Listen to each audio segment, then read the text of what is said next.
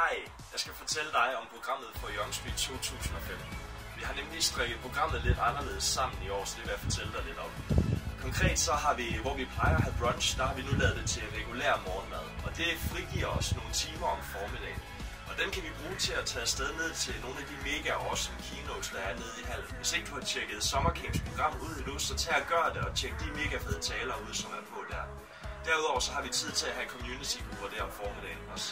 Og til dig, der har lyst til at sove længe, der er både morgenmaden og keynotes, det er selvfølgelig fuldstændig frivilligt. Vores Young Street-program det fortsætter med et mega fedt møde kl. 13.30, som vi har over hos os selv. Men det kommer der mere om også, så stay tuned på Facebook, der kommer en video, der forklarer noget om det også.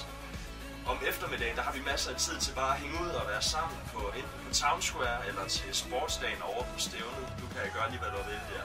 Der er caféen også åben, og der er mulighed for at købe snacks der. Så har vi jo vores aftensmad, som i år starter lidt tidligere, og det gør, at vi alle sammen kan nå at komme ned til mødet nede i hallen, uden at skulle stå og vaske op, mens det er i gang.